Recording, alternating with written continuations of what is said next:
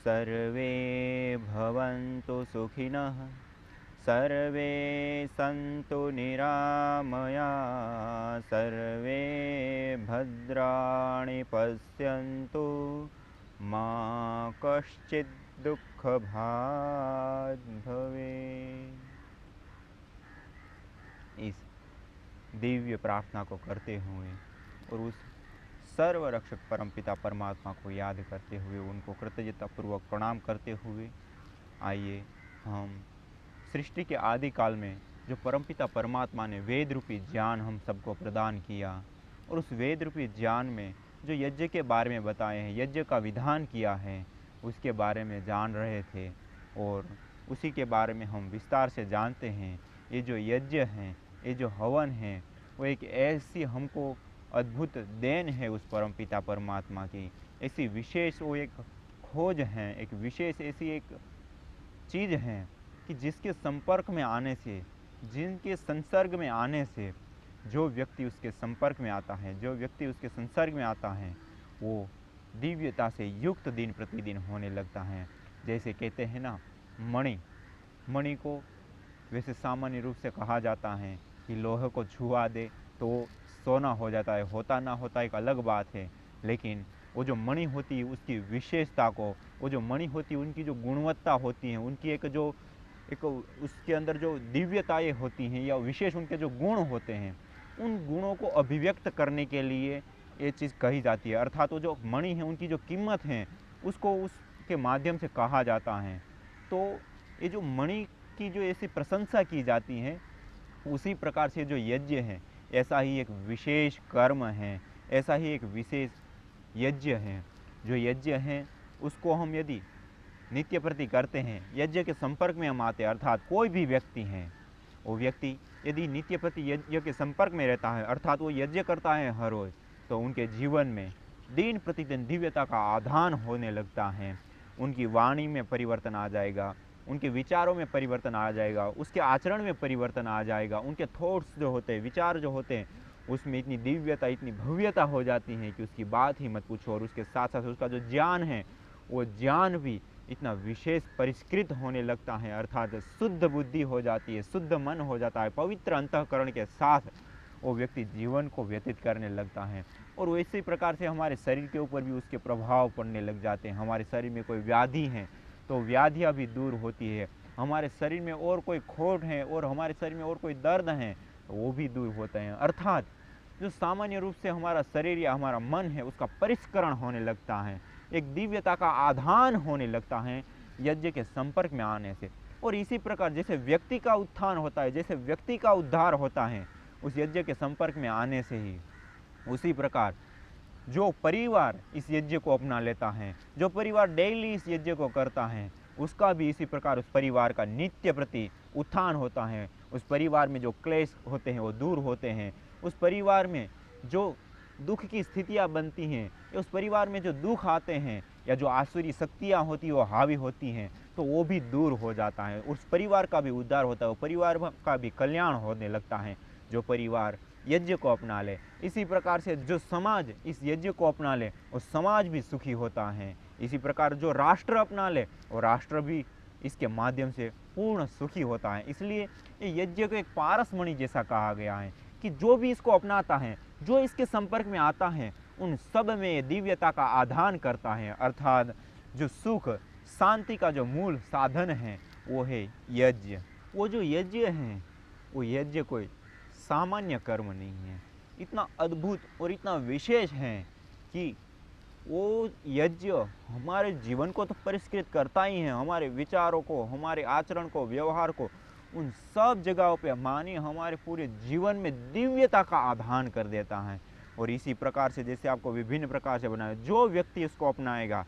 उसकी जीवन में दिव्यता का आधान होगा। जो परिवार अपनाएगा उस परिवार में दिव्यता का आधान होगा, जो समाज अपनाएगा उस समाज में इस दिव्यता का आधान होगा, और जो राष्ट्र अपनाएगा उस राष्ट्र में दिव्यता का आधान होगा। अर्थात सुख विशेष वहाँ पे बहुत ही होगा, धन धान्य फल फूल वनस्पतियाँ औषधियाँ,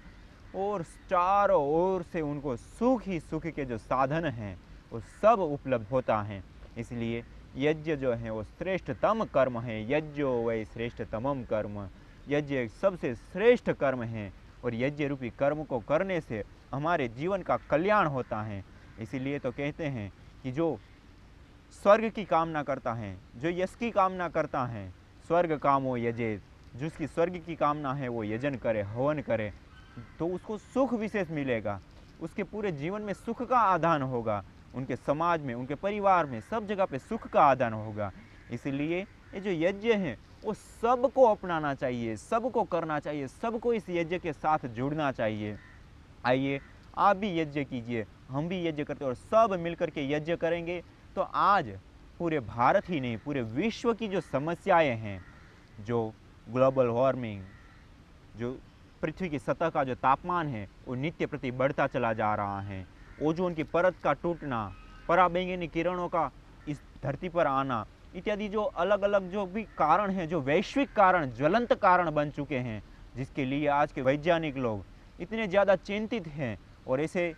वो इतनी चेतावनी बड़े रूप में देते हैं कि यदि आज हम जिस लेवल पर प्रदूषण कर रहे हैं, जिस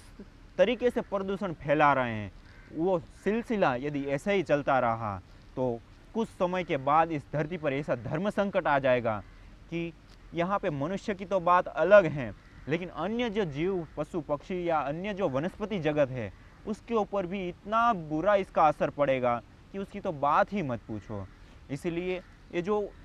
ज्वलंत समस्या है, जो वैश्विक समस्याएं बन चुकी हैं आज, उस वैश्विक समस्याओं को दूर करने के लिए भी कोई यदि श्रेष्ठतम साधन कोई हैं या कोई उपाय हैं तो केवल एक ही है, वो है यज्ञ, वो है हवन, जो हमारे ऋषियों ने सृष्टि के आदिकाल से प्रचलन में रखा। घर घर में जो हम संस्कार करते हैं विभिन्न प्रकार के, या कोई शुभ कर्म भी करते हैं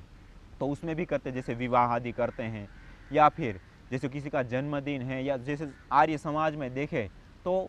वैदिक परंपरा में जो 16 संस्कार किया जाता है, गर्भाधान संस्कार से लेकर के जो अंत्येष्टि संस्कार होता है, वहाँ तक के सारे 16 के 16 संस्कार, कोई भी ऐसा संस्कार नहीं है जो यज्ञ के बिना संपन्न हो रहा हो। इसलिए ये जो यज्ञ है उसको हमारे ऋषि मुनियों ने हमारी जो दिनचर्या है, हमारी जो परंपराएं हैं, उसके साथ उस यज्ञ को जोड़ करके इतना एक विशेष हमको देन दी है कि उसकी तो बात ही मत पूछिए। और इसी यज्ञ को सृष्टि के आदिकाल में उस परमपिता परमात्मा ने, उस सर्वेश्वर ने, उस सर्वज्ञ प्रभु ने वेदों के माध्यम से अग्नि, वायु, आदित्य एवं अंगिरा, इन महान तपस्वी 4 ऋषियों के पवित्र अंतःकरण में प्रदत्त उस ज्ञान को वेद कहते हैं। और उस वेद आज हम तक भी प्रचलित हैं, आज हम तक भी पहुंचा है। तो आइए हम सब उस वेद रूपी ज्ञान का लाभ उठाते हैं और उस वेद ने जो यज्ञ का विधान किया है उस यज्ञ को अपनाते हैं, और हम अपने जीवन में भी, इस समाज में भी, इस राष्ट्र में भी, अपने परिवार में, सब जगह पे सुख का आधान करके इस पूरे विश्व का कल्याण करते हैं। ये जो यज्ञ है उसको अपनाने से व्यक्ति से लेकर के पूरे विश्व का जिसमें कल्याण छिपा हुआ है। इसलिए ये जो यज्ञ हैं वो कोई सामान्य कर्म नहीं, यज्ञ हैं वो कोई सामान्य चीज़ नहीं, इतनी विशेष चीज़ है कि ये पूरे जो भूमंडल है उसको भी संतुलन में रखने के लिए, इसलिए तो कहा गया है यज्ञो वै भुवनश्य नाभि, ये सारा जो भुवन है, सारा जो सृष्टि चक्र है, उन सब के मूल में यज्ञ है। जब हम नित्य प्रति यज्ञ करेंगे, नित्य प्रति हवन करेंगे और नित्य प्रति उसके साथ जुड़े रहेंगे तो ये जो सारी प्राकृतिक जो आपदाएं आती हैं, भूकंप आना, अतिवृष्टि, अनावृष्टि, उल्कापात, या ऐसी जो अन्य अन्य भी चीज़ें हमको देखने को मिलती हैं, जो प्राकृतिक आपदा, देवी आपदाओं के रूप में मनुष्य को कष्ट देती है, जिसमें लाखों लाखों लोग प्रभावित भी होते हैं, हजारों लोग मर भी जाते हैं। तो ये जो समस्याएं हैं, उन समस्याओं को दूर करने के लिए भी ये जो यज्ञ है, ये जो हवन है, वो एक सबसे बड़ा साधन है आज हमारे सामने। और वो सृष्टि के आदिकाल में परमपिता परमात्मा ने ही हमको दिया है कि जब ऐसी परिस्थिति बने या जब ऐसी कोई आवश्यकता बनेगी तो उसको दूर करने के लिए ये एक हमको विशेष साधन हमारे लिए बनेगा, और जिसके कारण से ये जो बड़ा संकट होता है उससे हम पार हो सकते हैं। इसलिए जो यज्ञ है, जो हवन है, उसको हर व्यक्ति को अपनाना चाहिए। ये व्यक्ति कल्याण से लेकर के पूरे विश्व का कल्याण करने वाला है। और आज भी वो समय आ गया है कि पूरे विश्व में जो ये ज्वलंत समस्याएं हैं उन समस्याओं को दूर करने के लिए ये एक ही साधन है, और इसको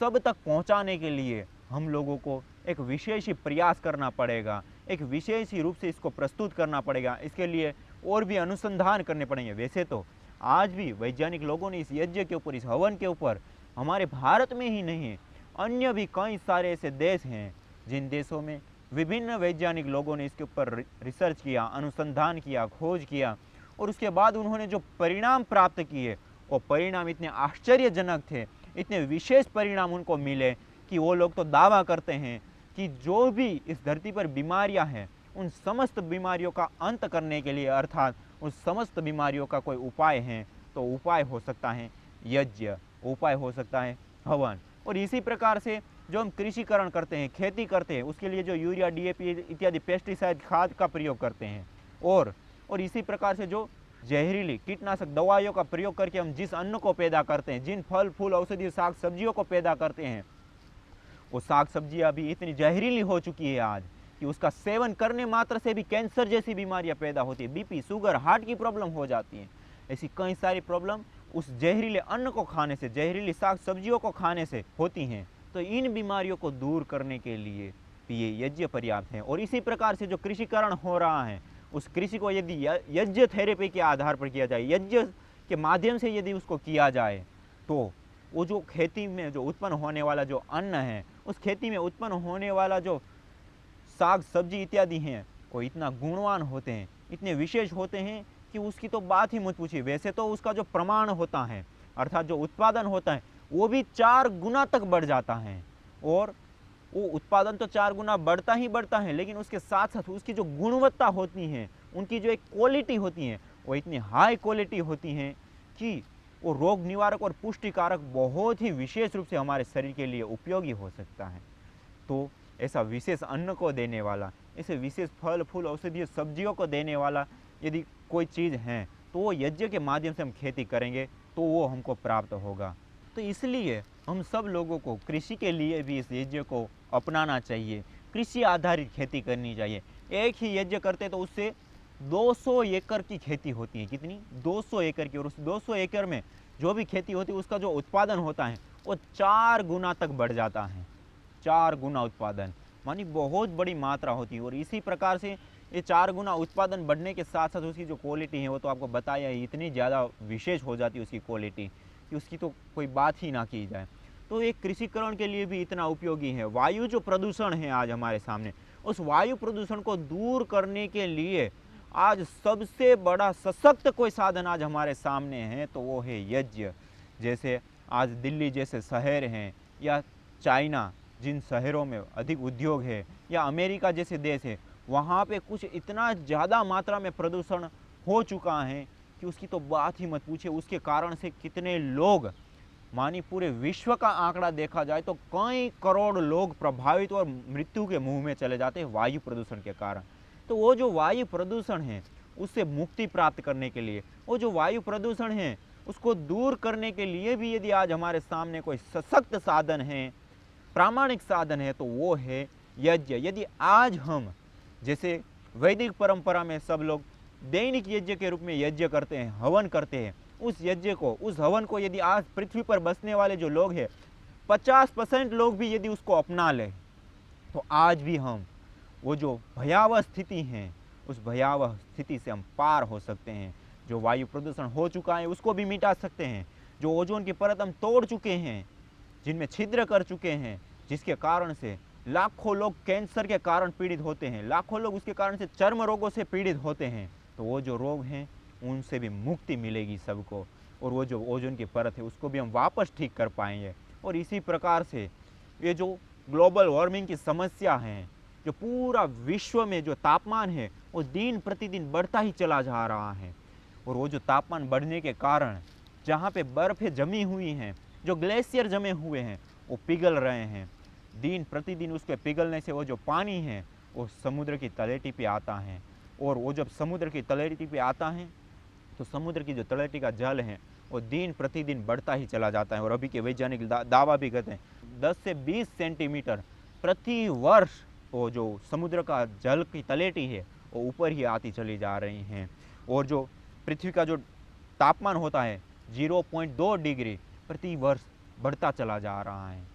अर्थात ये जो तापमान की बढ़ने की क्षमता है और ये जो पानी की तलहटी जो समुद्र की है उसकी बढ़ने की ये जो क्षमता है, वो यदि ये ऐसे ही निरंतर चलता रहा तो इतना बड़ा एक आगे तूफान मच जाएगा कि उसकी तो बात ही मत पूछो। अर्थात इस चीज़ को लेकर के जो वैज्ञानिक लोगों ने सर्च किया, अनुसंधान किया, और उसके बाद वो इतनी बड़ी चेतावनी दे रहे हैं कि ये जो ग्लोबल वार्मिंग की समस्या है उसको हम सामान्य ना लें, उसको ग्लोबल वार्मिंग नहीं ग्लोबल वार्निंग समझे कि हमारे लिए एक वार्निंग है। यदि आज हम नहीं समझे, यदि आज हमने उसके ऊपर सही तरीके से ध्यान नहीं दिया और जो प्रदूषण के कारण है उससे हम रुके नहीं, जिन प्रदूषण को कारणों को रोका नहीं या प्रदूषण को कम नहीं किया, तो आने वाले समय में इतनी भयावह स्थिति हो जाएगी। हम मनुष्य के लिए तो है ही है भयावह स्थिति। आज भी हम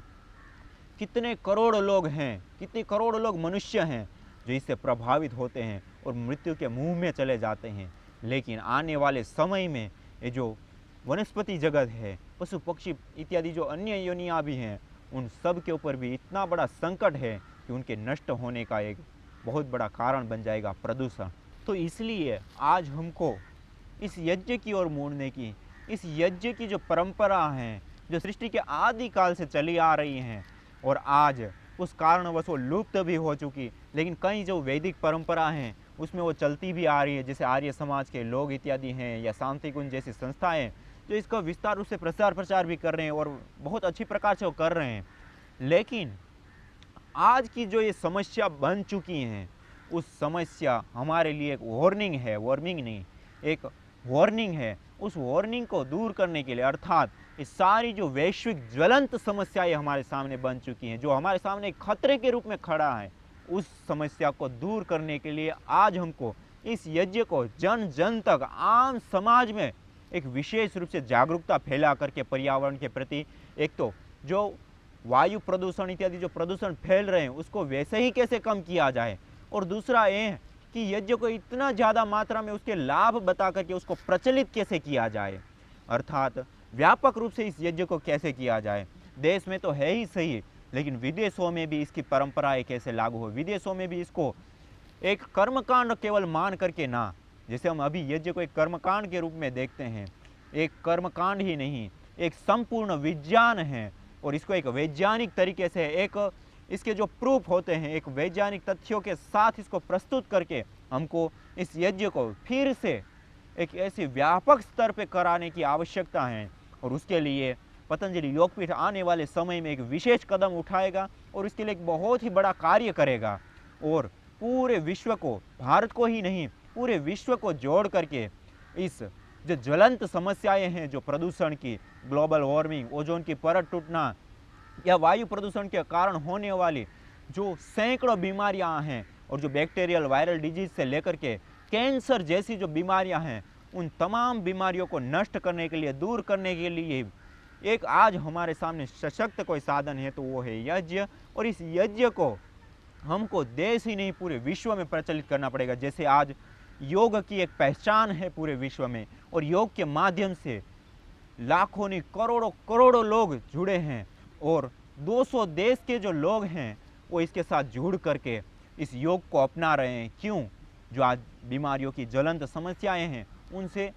बचने के लिए। लेकिन आज जो वायु प्रदूषण हो चुका है उससे कैसे बचेंगे हम? उससे भी बचने के लिए हमको आज यज्ञ को फिर से अपनाना पड़ेगा। फिर से हमको वायु प्रदूषण को कम करने के लिए, इसके लिए हमको जागरूकता फैलानी पड़ेगी और उसका जो उपाय है यज्ञ, उसको भी हम वैज्ञानिक तथ्यों के साथ प्रस्तुत करना पड़ेगा। जिस भाषा में आज समाज, संसार समझ रहा है उसी भाषा में इसको प्रस्तुत करके सब लोगों तक इसको पहुंचा करके एक जो व्यक्ति कल्याण से विश्व कल्याण का जो एक महान कार्य है उस कार्य को करने की आवश्यकता है। तो आइए आप सब भी इस कार्य के साथ जुड़िए, आप सब भी अपने जीवन में इस दैनिक यज्ञ को अपनाइए, इस हवन को अपनाइए। हर रोज आप इस हवन को करिए और इसके साथ औरों को भी जोड़िए। और इसके करेंगे तो आपका घर तो देवालय बनेगा ही, आपका शरीर तो स्वस्थ रहेगा ही, लेकिन इस विश्व का भी कल्याण होगा। जैसे 200 देशों ने योग को अपनाया और सब बीमारियों से जो जूझ रहे थे उससे मुक्ति पाने के लिए करोड़ों करोड़ों लोग उस योग को कर रहे हैं और उस योग के माध्यम से पूरे विश्व में एक क्रांति मची हुई है। और सबका कल्याण हो रहा है। तो उसी प्रकार से इस यज्ञ को भी विश्व पटल पर स्थापित करने की आवश्यकता है। इस यज्ञ में वो क्षमता है, वो सक्षमता है कि ये जो विश्व में फैली हुई समस्त बीमारियों को, प्रदूषण को और जो वैश्विक ज्वलंत समस्याओं है उन सब को दूर करने का एक सशक्त साधन है। तो आइए हम सब इस यज्ञ को अपनाते हैं, औरों को भी प्रेरित करते हैं और इस यज्ञ को अपना करके अपने व्यक्ति कल्याण को तो करेगा ही करेगा वो यज्ञ, लेकिन व्यक्ति कल्याण से इस विश्व कल्याण के इस महान कार्य में हम अपना प्रथम कदम रखते हैं। तो आज इतना ही। इसी के साथ ओम शांति शांति शांति।